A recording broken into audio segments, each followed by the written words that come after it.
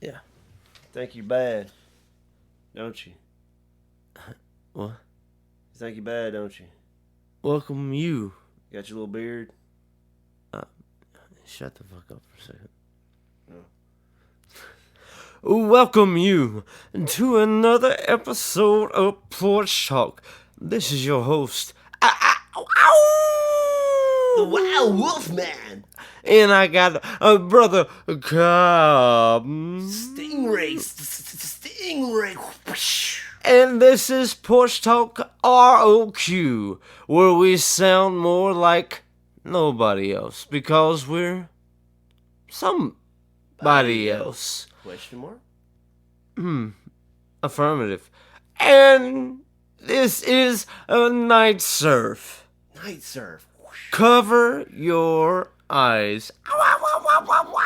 Open your ears. And hear this track. Cover your eyes. Yeah, I don't know, that's not it.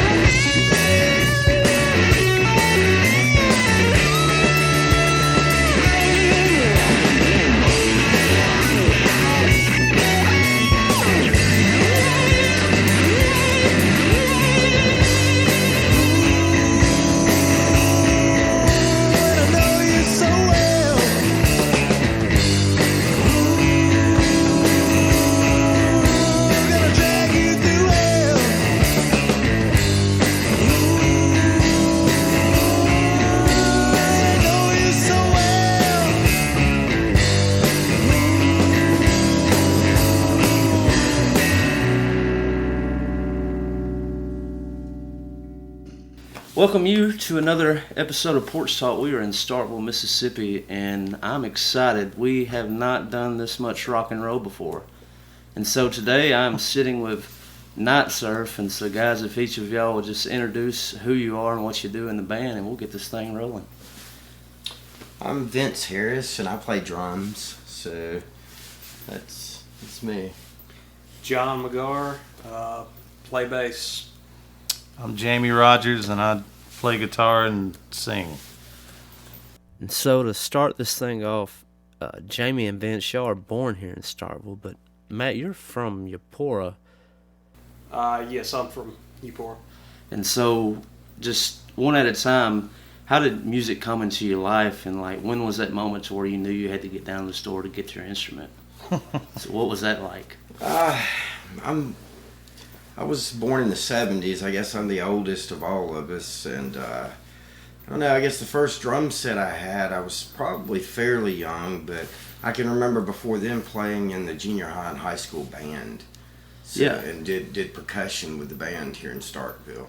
And that's probably how I got my biggest start in playing an instrument, was that. And after that, I fell into a band called the Grumpies Okay. for a while. And that was a pop punk band. It's a lot of fun, ton of fun. And after that, I mean, I met Jamie, and I'd probably quit playing for about 20 years. And met Jamie. He had moved in next door to me, and was talking Perfect about storm. Oh, yeah. right. He was talking about getting together and playing. He was playing with another band at the time, and we just got together and started something called Gloomy Room Studios, which I think that Jamie had already had a big idea for it to begin with, before that it even started, and came out with a project called the Jamie and Vince Project, and we put a 4-song EP out. Yeah. So is this like a two-piece, like A rock and roll, two-piece, like yeah. Black Studio Keys, White bass, Stripe kind studio of thing? bass type deal, yeah. Right. Yeah, cool. And did that, and that was a lot of fun. And once we did that, we were looking for other people to play instruments so we could actually play live shows. Yeah. Kind of opened the door for something more. Right. Yeah. And I guess that's when Fat Axel started. Yeah. And we Well, the played- idea of Fat Axel stuff. the idea, it took us a while to get enough members to actually, begin to play. We tried several different people out and just didn't, Flesh couldn't out. really find the right people. And then we eventually did, and during the time that Fat Axel was going on, and Matt McGar was the original bass player for Yeah. Fat Axel too. Okay.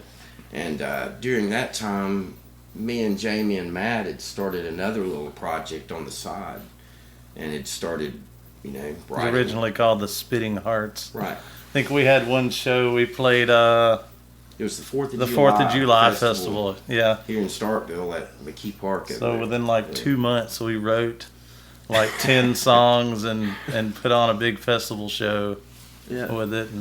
And a lot of those songs later became Fat Axel songs. Yeah. Actually, Okay. I think just Moved about on all up. of them did. Kind of moved over to Moved A few Fat of them are into still that. in the lineup that we've got. Yeah, we Right. got a couple of them we kept. I mean, we were the original 3 that wrote it. So Yeah, I mean, right. why not? You have. Keep using it if we want to. Sure.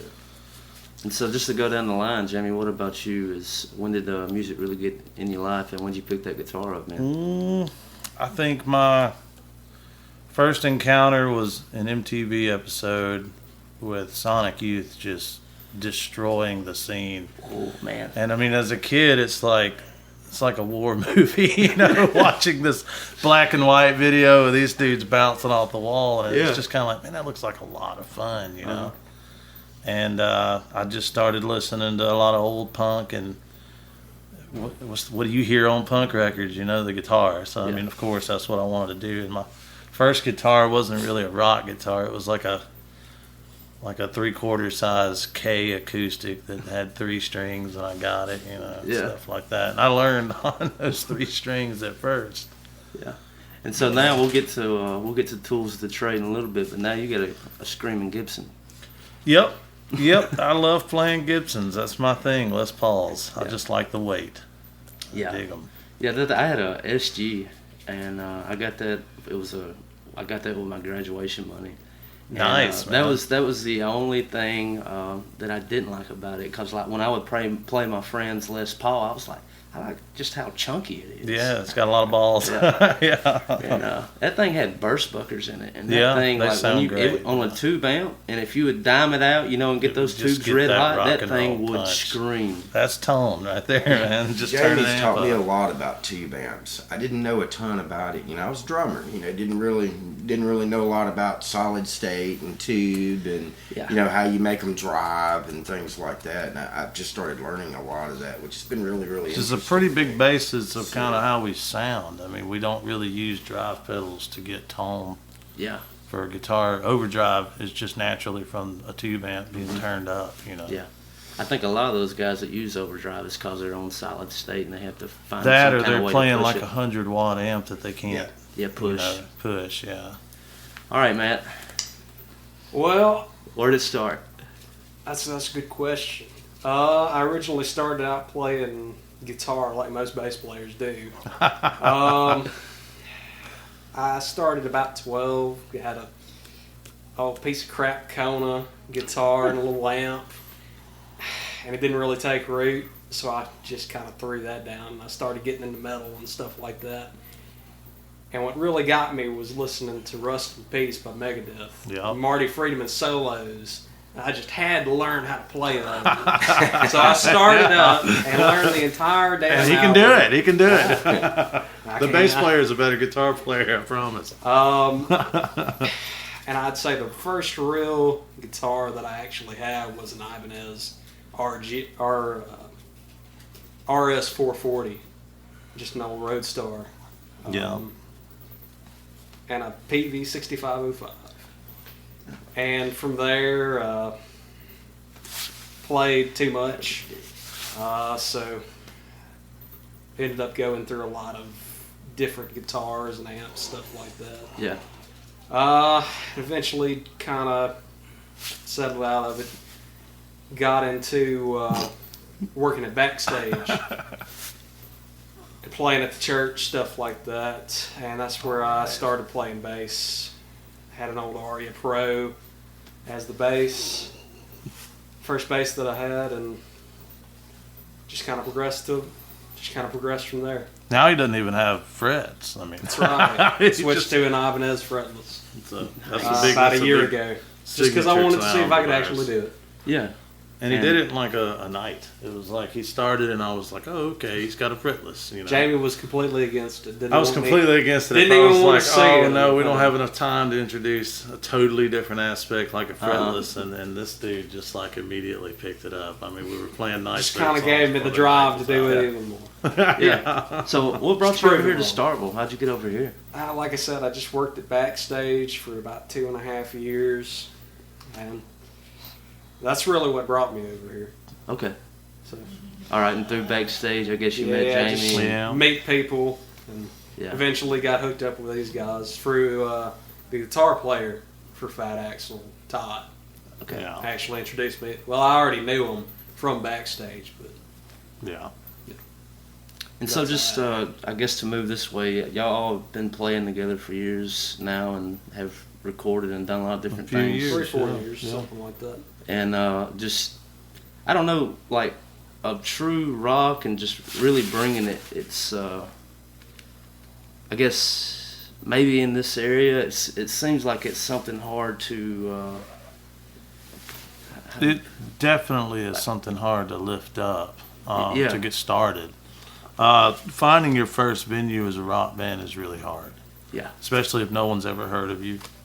Yeah. Which we got lucky with Rob, and the Elbow Room kind of opened us up. So Yeah. once we were able to do that, then word started getting around, and we were able to pull a lot more shows. We still play more outside of our hometown than we do in Starkville. Mm-hmm. What about how did the Jackson scene open up? How'd y'all get into that? Jason Triplett, he's just an old friend of ours. He played in a band with him for years, and we just hollered at him one day. He started splitting shows with us Nice. around here with Waco Dead for a little while. He brought that back up, and Yeah, they played at the Elbow Room before it closed. then he drug us down to Jackson and put us on a bill with Evil Engines and some band out of Pennsylvania called Lost Gooey's, which is an excellent band, by the way. Yeah. Both of those bands are good. And we've kind of stuck, and we kind of made our own way, too, with the whole cowboy scene, cowboy saloon bar up there. And Yeah.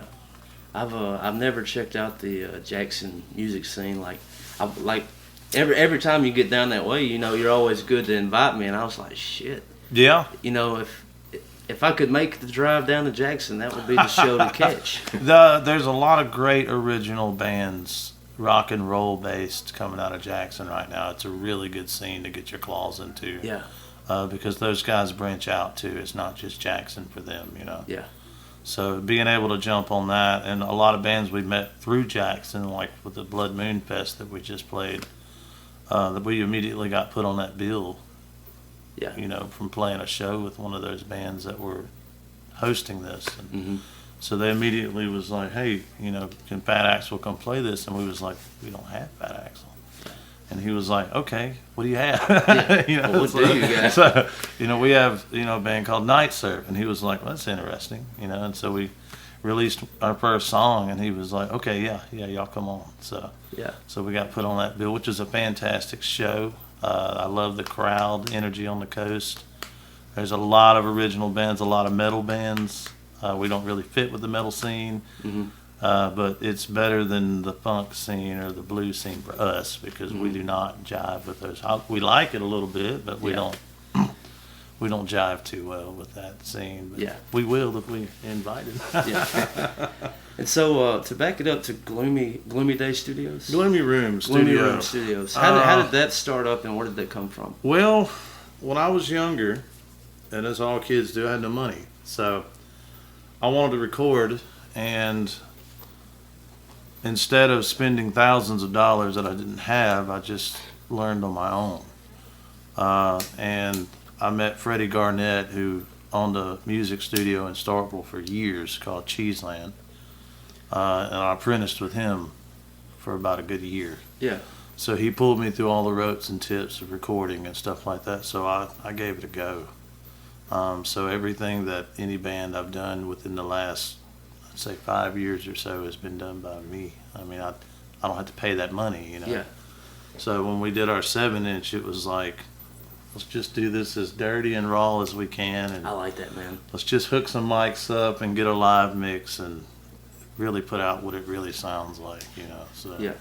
So tell us a little bit about the EP, the one that I got a 7 now. Yeah, so, the 7, yeah. Walk us through some of the songs. Definitely, man. Cover My Eyes was the first new song of the three of us under the name Night Surf.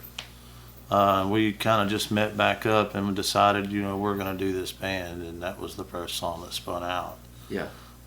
There's actually quite a few other songs before Skeletons that hit, but we decided to go with Skeletons because it seems like a pretty catchy song. So. Sure. And to the writing, is this something that you do with the lyrics at first and write the guitar, and then the guys come in, or is it just kind of y'all are jamming and just kind of feel it out, or how's that work? Is it a little different each time? Well, it is a little different each time. Say somebody may have an idea.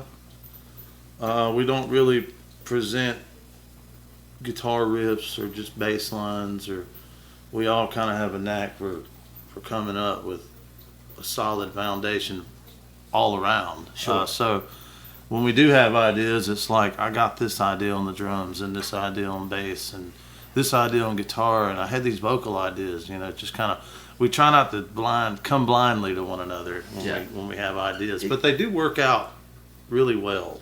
At least on the vocal ideas, hummed out, instead of maybe, particular words, at least even if they don't the riff exist. of it. I'm still going to scream out how the vocals are supposed to go in the idea, and then we can which fill makes the blanks difference, in.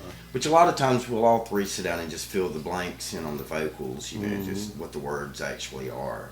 So after the song's written, is there a lot of time spent in practice, or like when y'all go out to the shows, is that like a free space to kind of fine tune it and see what's going to go over well with the crowd, or how's that go? We practice so much. We probably practice 4 or 5 nights a week. I mean, we're constantly Have doing you got a something. space, or y'all do it here? Yeah, we play Yeah. right here in our apartment Wow. complex. We have a neighbor that just lets us use the back room, and he don't even care. So. Okay. Yeah, I was gonna He's ask. real I was like, 'cause supportive, if you man. gotta dime that thing out, Yeah, I was like, man. Just put a sign up. This might get loud. Yeah, you know? it definitely gets loud in there. We've got great neighbors. Yeah, nobody all of them. complains. They all support. So, and we, Taj is our neighbor too. Oh, so, perfect. Yeah. So Taj, he pops over there a lot and, Yeah. and messes around with us, and so yeah, we got a little community here that it's okay what we Into do. it. That's So, perfect, man. I was curious about like a practice space. Yeah, 'Cause yeah. That's another thing. Like when you think about That's hard to come by. It these is. rock bands, it's like Where do they do where, all this? Where do they practice? Man, we just got lucky. And when we built, I'm not going to get into the details about why I'm still not here or anything, but when we built the studio, we used that for a while. Yeah. So we pretty much built our own practice, our first practice space. Okay. And now we're at a neighbor's house. So he supports us. So we get to leave all our junk in there too. So.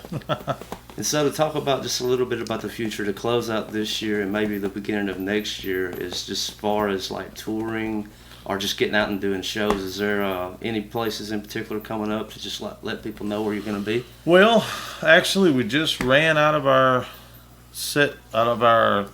dates for this year. We're not closed for the year, but we ran out of a big string of dates that we set up, and it's about time to lengthen our Re-anning. set. Yeah, so we have an album's worth of stuff. We've kind of been working on getting that out, which is just as important as playing, live shows. So, Sure. I mean, so as soon as we release our first full length, then we're gonna totally start trying to book a tour, which is not as easy today as it used to be. Right. And anybody that wants us to play anywhere is welcome to catch up with us, and we'll definitely. Yeah, we're always don't mind riding to get there, or whatever we need to do. and we literally don't do it for the money. That's right. I promise. For the love of the music. Just right? help us That's with some right. gas, If We'll you come. want to do it for the money, you're going to go broke. So, Yeah, that's something I've learned fast over the show. Just being able to sit down with musicians, and you kind of hear the struggles. And everybody, I think when they, when you first pick up that guitar or drum and you fantasize about being, the stadium band, and like we're gonna have this fancy tour bus and roadies, and we're gonna ride the Lightning, and then you get out there and start doing it, and you're like, You're on like, there really ain't a whole lot of money here. no, you're on like hay bales in a field before you know it. You know. No, it's interesting in Mississippi to be in a rock band now because it's actually kind of disheartening at first. Yeah. Because you get real confused. Like, you think you sound pretty good, you book out a show and nobody's there, it's real barren, you're playing to nobody, and you're like, man, are we this bad? And then when you go somewhere where a scene is happening, Yeah. and you get a ton of likes and sell merch and you get a lot of good positive feedback Yeah. from the crowd, then you start to understand that maybe it's my area. You know? So we're not against playing our area. We will anywhere we can. A lot of venues don't want us because we just don't do what they market for. Yeah. So Yeah, I know that's when I'm thinking, and let's talk a little bit about this, just the Starkville music scene. And I've had Taj, and now y'all are the second music group that I've had here in Starkville. And just to talk a little bit about the scene is, I guess, like with the different musicians around town, and as far as working together, what that kind of looks like, and just to paint like the picture of Starkville as. Starkville, there are some fantastic original artists in this town. Toshiba is great to have right here in my hometown. Band's so well put together and so in tune with one another. It's really interesting having that right here. Yeah. There's not a whole ton of original in this area that we know of. Maybe they're having the same problems we are. I don't know. Just getting up. But there's a lot of great cover bands here. I mean, if you Flathead Ford, they got some originals. Yeah, I had Jimmy Red. Yeah. Yeah, all that kind of stuff. Yeah. So Tough Skins. Tough Skins, yeah, they're once a year show. This is always They fun do to a pretty catch. good once a year show. Oh, they do a fantastic show. Yes, I've been in the music scene during different time periods here. And it seems like in the 90s, when I was playing here in Starkville, that the music scene was a lot more helpful with each other open, yeah. and open than it is now. And now, for a lot of reasons, it seems like a lot of people here are it's, one for yourself. Clicky. Real It's clicky. Yeah. It's not like it used to be. Yeah. I can remember, several different bands back during the time period that, Dale Rendon was one of them that was playing during that time period, great shows.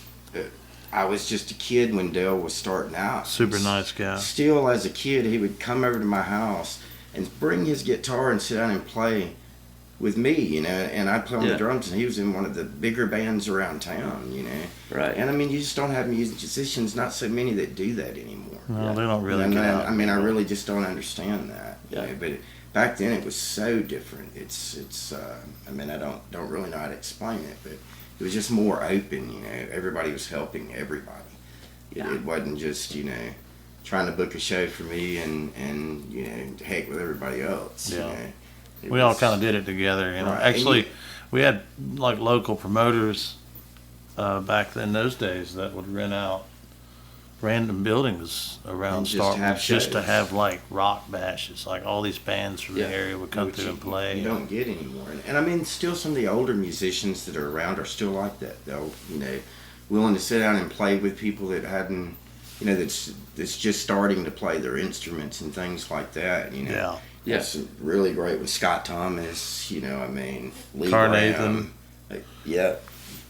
Jerry, all of them. They're really, really good at it. But some of the younger ones, it's just it's a whole different ball game. Yeah. It's not the same. And just for Starkville's size and it being a college town, and you have typically, I would say, at least a quarter or maybe half the population changing every 4 years. Oh yeah, it's a big difference. It seems like the flavor could just change each year and be like, You would think it would, but it really doesn't. Maybe it's not the fact that these, and I'm not blaming these venues. They do what they do. It's their place to do it, Yeah. and I more power to them. I don't think some of these venues are open to that change. I Yeah. think they kind of found their niche in what they do, and that's kind of where they stay. A lot of them prefer the cover Mm-hmm. acts. I mean, if you're in a cover band, that's great. Even though it would seem like with other students and stuff coming in every 4 years too, that the music scene would change. But if we don't give them the option, if we continue to stick the same sounds in the same places, what other options do they have? Yeah. Either they listen to their radio, or if they go to one of the clubs or one of the venues here, It's going they to hear be what they've got. Mhm. it's going to be a cover band playing that song on the radio. Yeah. Yeah. If that's what they're doing, hey, have at it. But Yeah. for night serve, we're gonna turn it up. Yeah. We're gonna be as off the wall as we can. We don't Many originals as we can put as out. many originals as we can do, and we enjoy it. So even if we're playing in our bedroom, we're gonna have a whole lot of fun doing it. Yeah, and that's where I am lately, just with I just started playing out again. I've just been doing a couple of the open mics in Columbus, just getting back into the thing. Yeah, that's a good. Maybe scene. maybe trying to pick up a drummer or some more instruments to maybe tune up, because I got like a blues idea I want to do, Yeah, and it's gonna be that same, like just real dirty, like what you're talking about, like with the recording in the Gloomy Room. yeah, It's just, just real in your face. It's nasty. It's lo-fi. real analog. Yeah. And That's what rock and roll was to me, Yeah. the old gritty cassette recordings and stuff. and there's a handful of people that still do it that I've just had the chance to meet and like getting to sit down and like just like with y'all just talk about just how important that is. It's like this is rock. This is what rock is to me. It should be that It's way gritty. to everybody. Yeah, It's not produced. it's not over compressed. It's not. It's in your face in a whole different way. Yeah. And like I go back and just to talk about just kind of like that music scene that you were talking about earlier is I think about the Black Keys when they were cutting, their first couple of albums, and like you can go back and see and one of my buddies up in Memphis, he has that same stack that they recorded on, how they done it in Yeah. Patrick's basement. Yeah. And I was like, yeah. this is so dope. That's great, man. And with the Heartless Bastards, they got their run from the Black Keys. The Black Keys put them at Fat Possum, where they had just Yeah. recorded their album, and it's like, Right.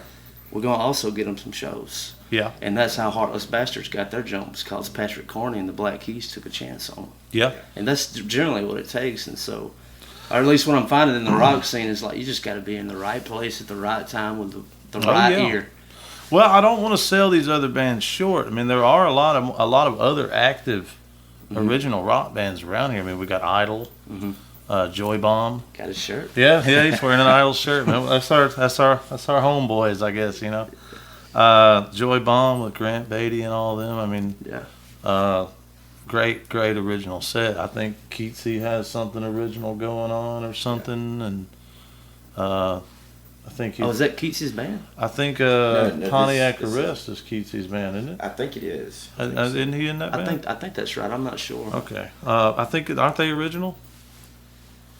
I've heard Keatsy play at the open mic at Dave's, and Yeah. like I did not meet him that night. I was Didn't going meet to him? talk to him, but I did not meet him. He's a pretty cool guy if you ever get the chance. Yeah. He does write. He's a pretty good writer.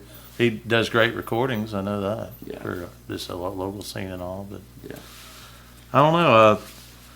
Not really a scene we've branched into, which is not a bad thing. I mean, they're all friends, but as far as sharing shows and stuff around here, they don't really do a whole lot of it. I mean, we'll get it from time to time, but you know.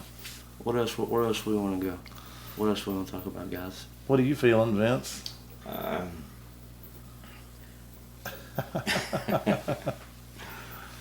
Or Matt? Anything? Yeah, Matt, you got anything? Haven't heard from you a lot.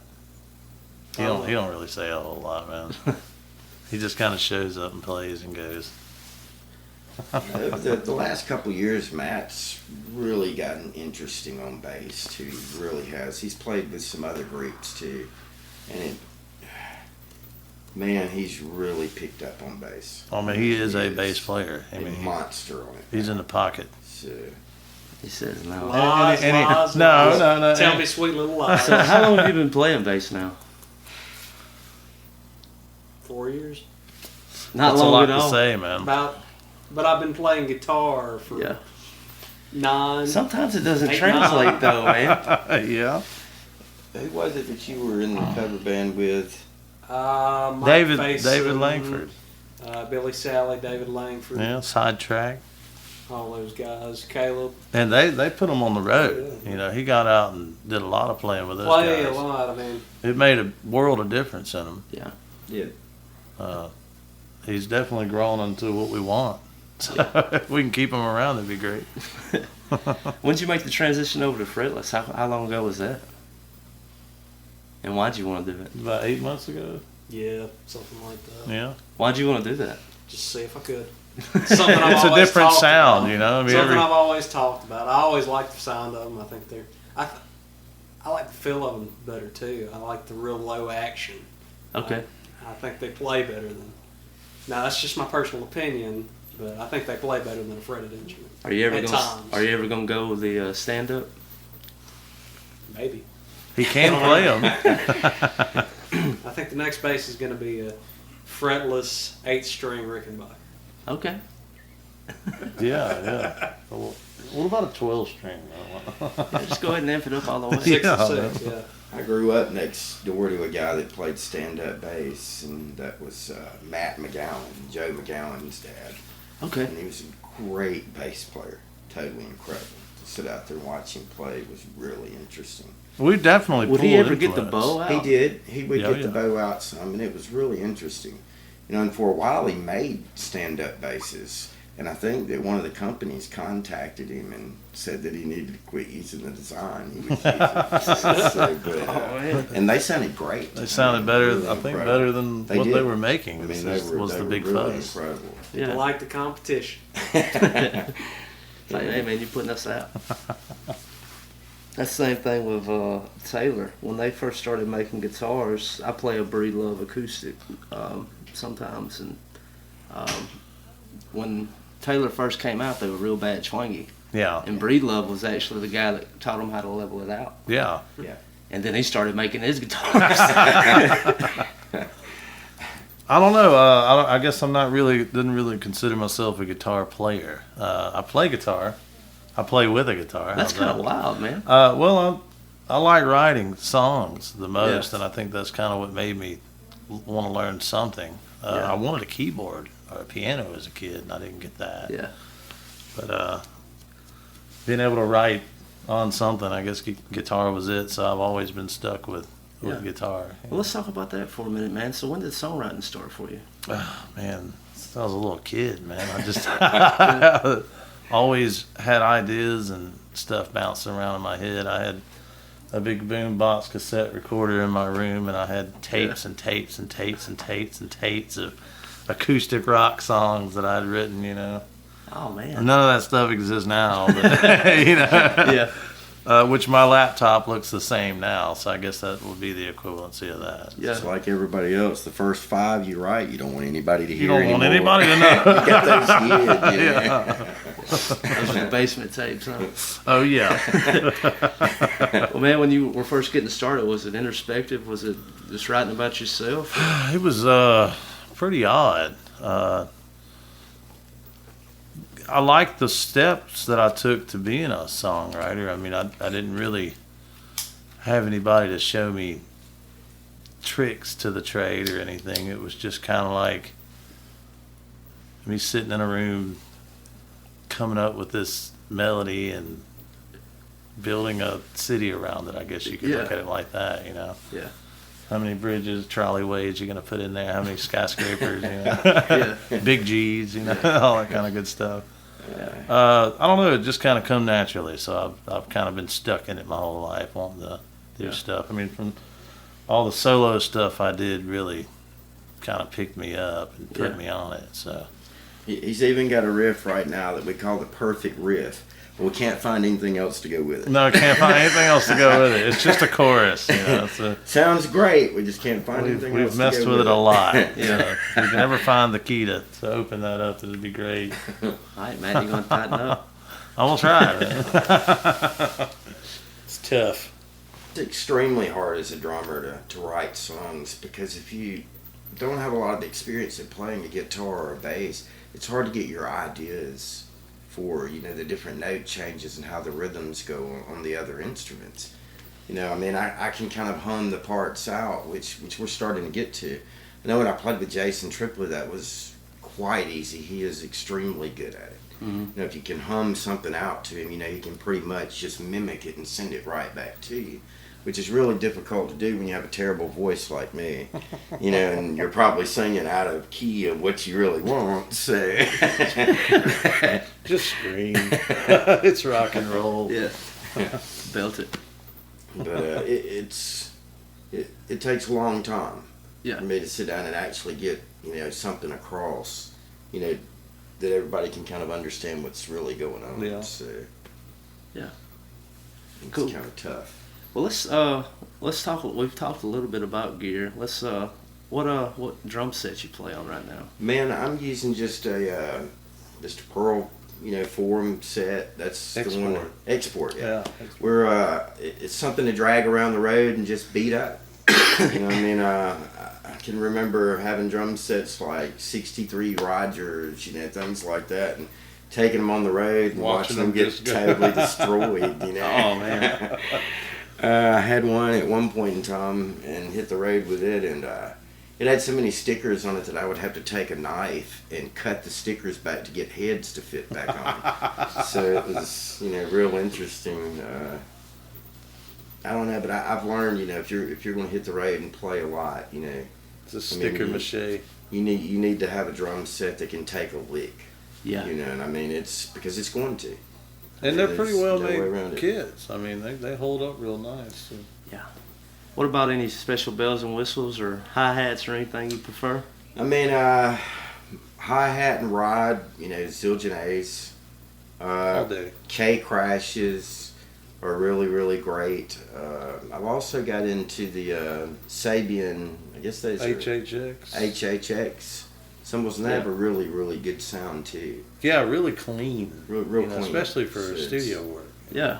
Kind of nice. And so is that if you got like special cymbals and drums you put on for the studio time, and then those for the road, or is it kind of the same? It's pretty much the same. Just mic'd out, once we're doing the live recordings, which we have a couple of different sets of mics for the drum set, and that's, people will really think that, once you get your instruments and everything, that's pretty much all it is, but by the time you're talking about all the other equipment to be able to record, we're using a Personas board to record with.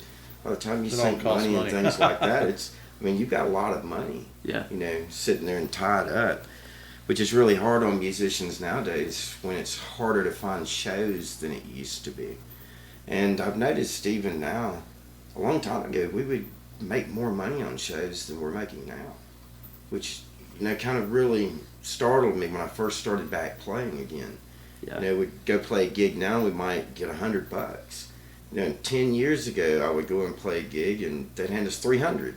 Yeah. It's Minimum. just, it's totally different than it used to be, and it's changing. So, Yeah. I remember 10 years ago when I first started playing out, and it used to be the bar would also cover your tab and a meal. Yeah. That's Dave's will cover your tab. Yeah. And that's even becoming rare in some places. It is. Dave's actually they do pretty good for the bands that play there. I think Dave Hood pays them like $300 with a tab and a. I mean, I've had a free meal there. I don't know if that's a normal thing. Yeah.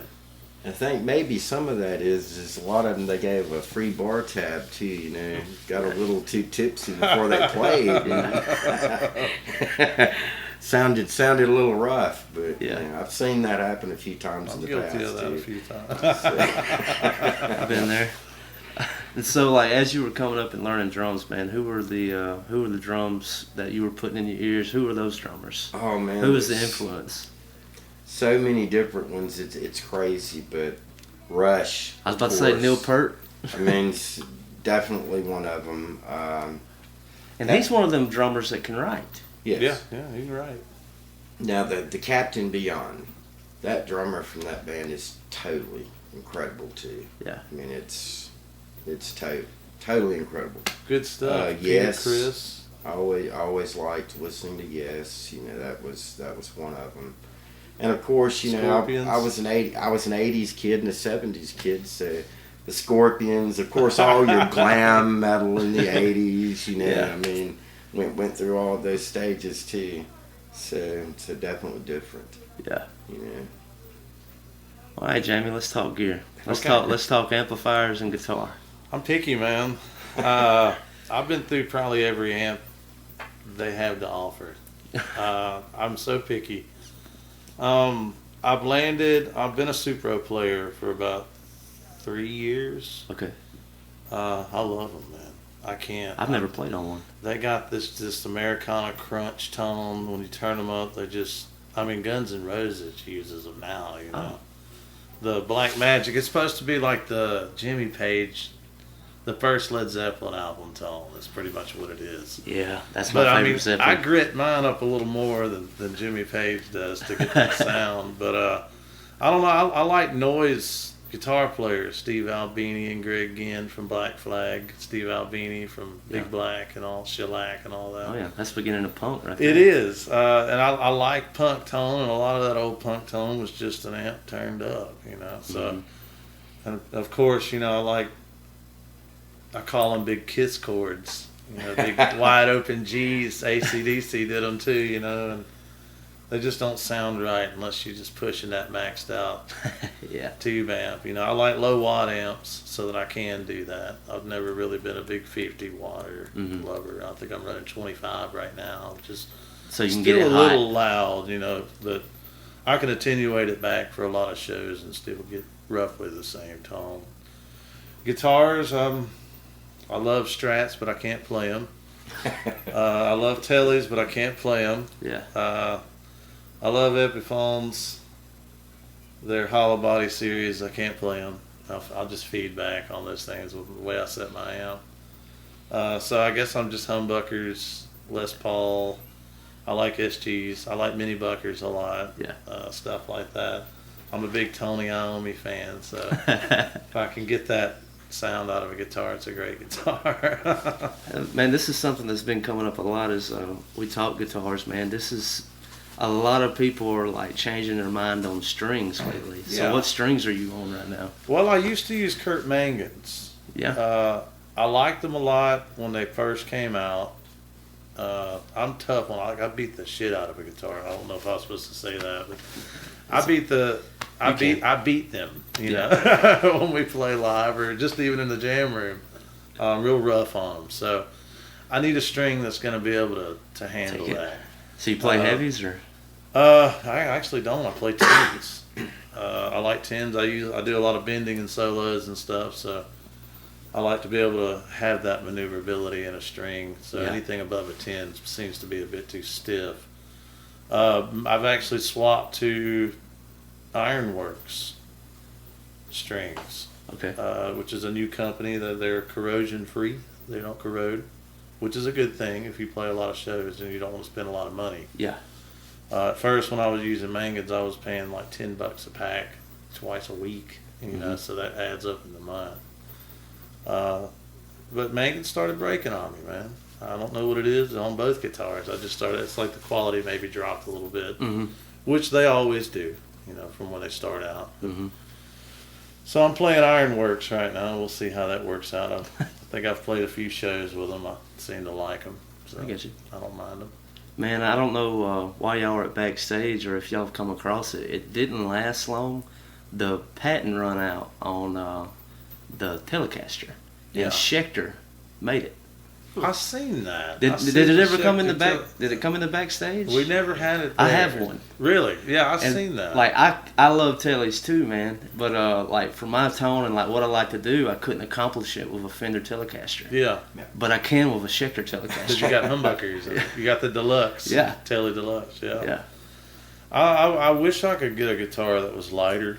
I'm not gonna lie. I mean, some of those hour sets up there just jumping around like a buffoon. And you have a fat I wake axe. up- Yeah. Oh yeah. So going to bed that night, I definitely feel what I did that evening. So. But Hey, it's man, worth it.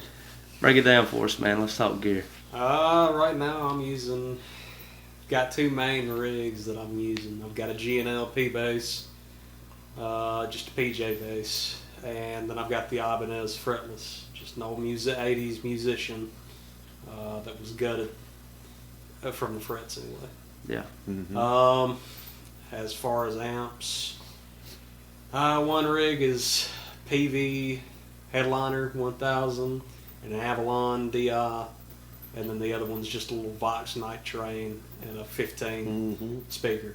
And I have used Jamie's Super 8. Yeah, we've in used place the of the Super Vox. 8 a It lot. sounds pretty good. Well, I would use Tremolo played the is deluxe badass. for a little while. So yeah, the Oh, tremolo. the tremolo sounds Super good on tremolo. Yeah. It's one of a kind. I use the Victor Wooten DR strings on both basses. I think they're just really good strings. I like the lighter gauge. Yeah. As far as influential musicians, I like Geddy Lee from Rush, Tony Levin from King Crimson. I think he's a Great. That's a good. extremely Good play. underrated bass player. We like prog. Man, I like Steve Harris. I like his technique. I think he's got a good tone. I mean, there's a bunch of them that I like. So, I mean, it's hard to narrow it down. Yeah, I got you. Well, cool, man. What about guitars? You still playing those? I've still got the Ibanez Roadstar. And you got a pretty kick-ass Mexican Strat. Yeah, I've got a Mexican Strat that plays better than any American that I've had. That might be the second one I've heard of. Yeah. We had one. It belonged to the church, and we done the youth band for them for a while, and our lead guitarist, he moved off to college, and Yeah. so I started playing lead, and like when we started playing this Fender, I was like, what? And you got to look, I was like, this is a Mexican, but it plays better than an American. I was like, what happened here? Yeah. Was there like 1 year where like Mexican Strats were just in? I don't know. What year is yours, Matt? I don't know. It's one of the very early ones. Yeah. That's the weird thing. I've played Mexican Strats that a lot of them are just better than the Americans. but I've also played them that they just suck. They're just terrible instruments. Yeah. So I don't know. I guess it's what you said. Luck of the Something draw. about luck of the draw. Yeah. Yeah. Um, And shortly after that guitar came up missing. I don't know who got it, but like we were talking about it one day. It wasn't me. You know, man. It wasn't me. But I know one day we went into the music room and that guitar was not there and it never made its way back. Oh, that sucks, man. That sucks. Never had a stolen instrument, so I can't. I've dropped them and broke the headstock. It feels like it got stolen. Yeah. You know, but Yeah. I've only played in the church one time. didn't go over too well. It went over great, man. The youth group there loved our set. Oh yeah, that's probably not a good story for a podcast. share it, Vince. That's the best ones, right? No. Share We'll it. keep it under wraps. All right, guys, anything else y'all want to get out there on the airwaves? Buy our album. Come to our shows. We have any kind of merch you could possibly want. Yeah. Call us for booking. Call us. All right. Or else. And just some ways to contact Night Surf and just ways to connect with y'all as far as social media, best way to contact. We have a Facebook page. There's another Night Surf in New York. I don't think they're active anymore, so don't confuse us. Just look for the Burning Man. Yeah. If you see the Burning Man, you found us. Oh, man, I didn't even talk about that, dude. I love the graphic designs and Oh things yeah, you do, yeah. man. We designed the record ourselves and everything. Kind of metaphorically put it together. So interesting little things in there. Yeah, man. So, I back that, guys. Check out Night Surf. I'm a big fan of what they're doing, and that it's good to have a band like Night Surf in this area. And so, guys, wish y'all the best and all the support that I can give for sure. Thank you, man. And We do. check them out. And so on this episode, you've already heard one song, and you're about to hear another. And so, guys, are we good here? We are. We're good, man. Well, thank y'all so much for taking the time. Thank you, man. It's been Thanks, another Mike. episode of Porch Talk. Rock on.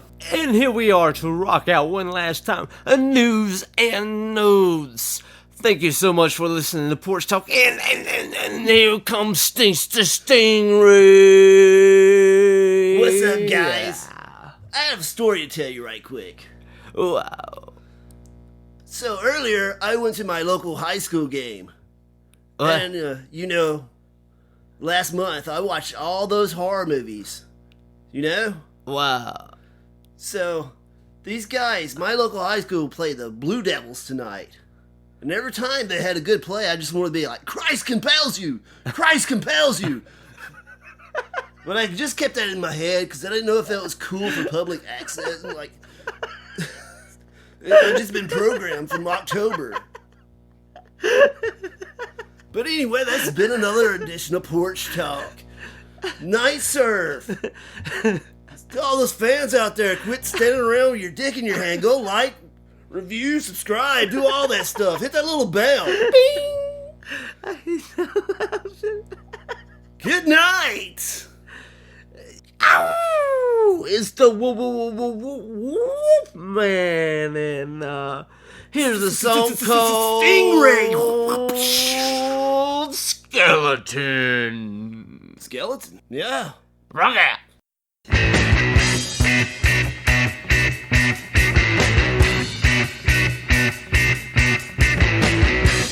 I'm not over you. Took me time to come around, breaking all the rules. In insanity, lift my spirit.